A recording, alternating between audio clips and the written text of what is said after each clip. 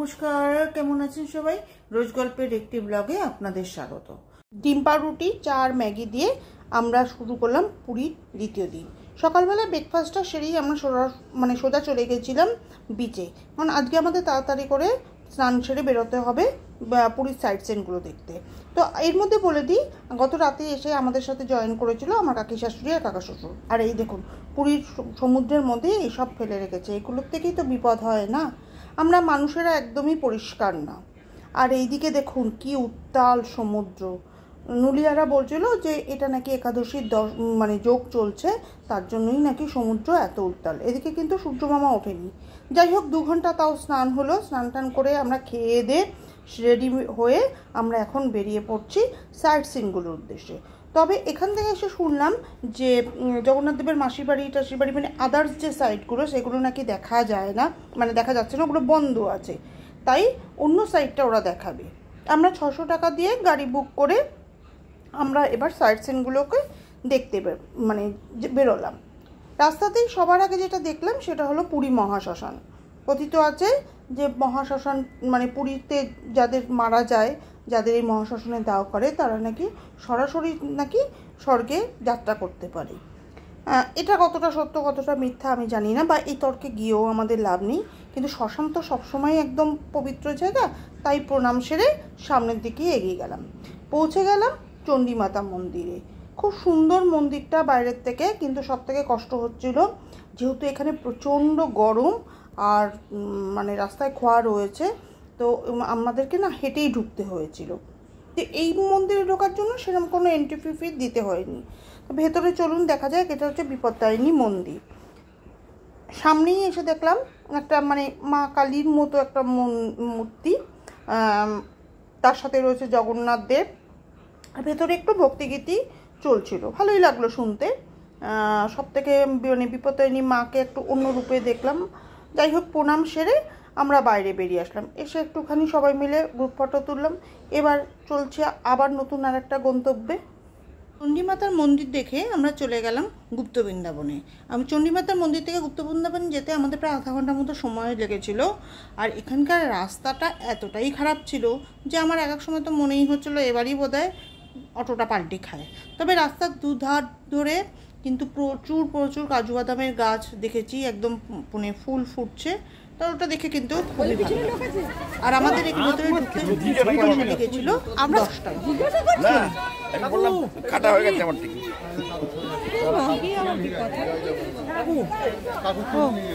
তুললি? হ্যাঁ চলো কাকি, চলো তুলে দিই। এটা গরুর দারুণ আসছে।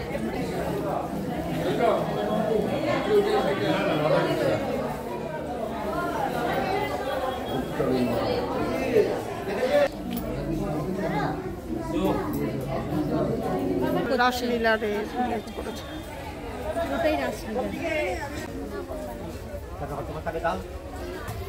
শ্রী চৈতন্য মহাপ্রভু। সুন্দর জায়গা, কিন্তু কোনো এ করে রেখেছে। ও এটা চৈতন্যদেবের মূর্তি একটা। উনি যখন রূপে ছিলেন।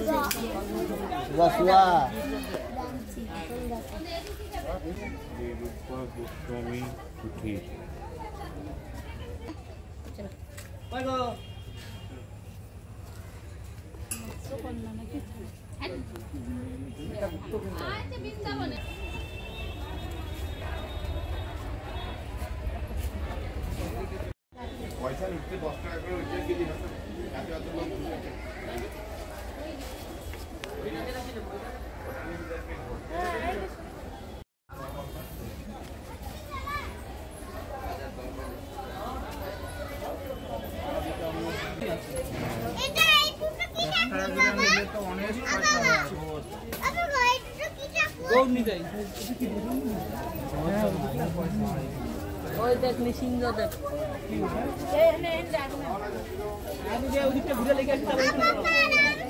হনুমানজি দেখো,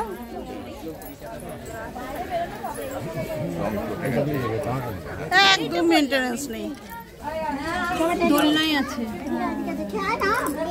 এখানে কিন্তু সবথেকে বেশি খারাপ লাগলো এত বড় একটা জায়গায় এত সুন্দর করে সাজানো কিন্তু এর কোনো মেনটেনেন্স নেই। চলুন এরপরে পরের গন্তব্যস্থলটাও ঘুরিয়ে দেখাই আপনাদের। গুপ্ত বৃন্দাবন দেখে প্রায় 10 মিনিট মতো অটোয় চেপে আমরা চলে আসলাম ওমকারেশ্বর মন্দির দেখতে। তো ওমকারেশ্বর মন্দির ঢুকতে গেলেই দেখতে পাবেন আপনার ডান সাইডে একটা বড় নন্দী মহারাজের মূর্তি বসানো রয়েছে, আর উপরে রয়েছে একটা হনুমানজির মূর্তি, আর সামনের দিকে রয়েছে একটা শিব ঠাকুরের বড় মূর্তি। চলুন ভেতরটা একবার দেখে আসি।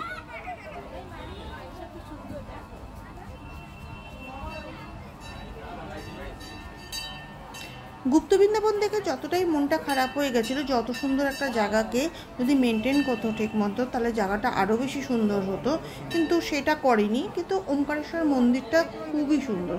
তো আপনারা যারা পুরীতে আসবেন অবশ্য করেই কিন্তু এই মন্দিরটাকে ভিজিট করবেন।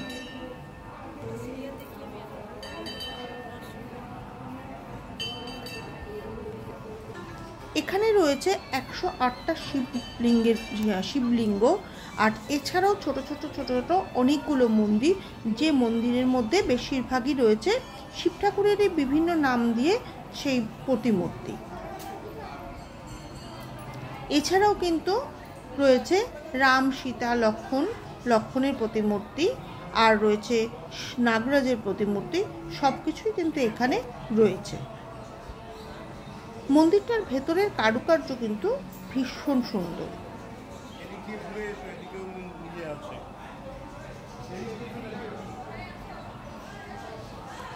এই মন্দিরের ভেতর যে কাজ করেছে তা মন্দিরের কারুকার্য দেখলে তার দক্ষতার কিন্তু পরিচয় পাওয়া যায়।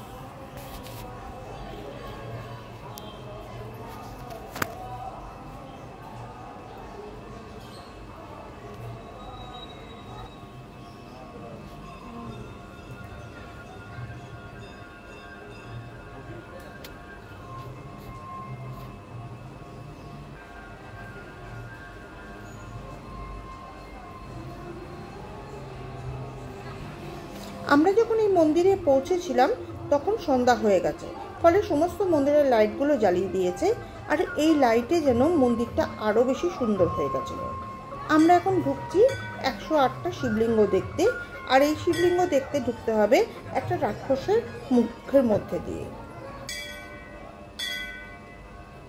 এই ঘরটাতেই রয়েছে 108টা শিবলিঙ্গ, এবং এই 108টা শিবের যে নাম সেগুলোও কিন্তু এখানে লেখা রয়েছে।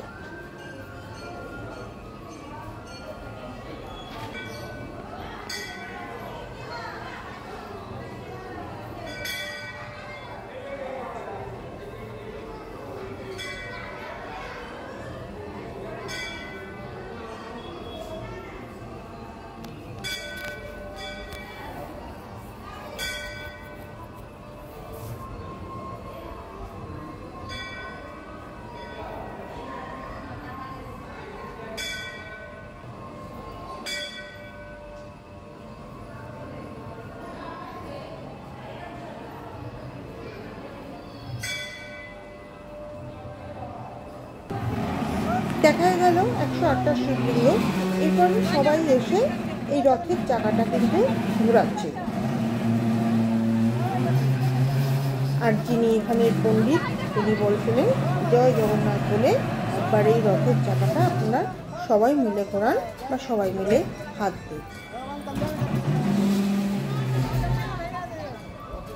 মন্দিরের ভেতরে যে ছোট ছোট মন্দিরগুলো রয়েছে সেগুলো কিন্তু খুব সুন্দর। কোথাও আছে একই অঙ্গের মধ্যে শ্রীকৃষ্ণের সাথে চৈতন্যদেব, কোথাও আছে জগন্নাথ বলরাম সুভদ্রা, আবার কোথাও আছে রাধাকৃষ্ণের যুগল মূর্তি, যেটা সবাই দড়ি দিয়ে টানছিল, আর সেটার উপর যখন আলো পড়ছিল দেখতে সেটা খুবই সুন্দর লাগছিল।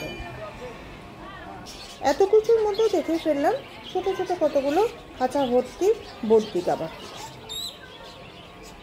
এক কথায় পুরো মন্দিরটা অসাধারণ ছিল। আমি বারবারই বলবো যে আপনারা চাইলে এখানে কিন্তু ভিজিট করবেন অবশ্য করে।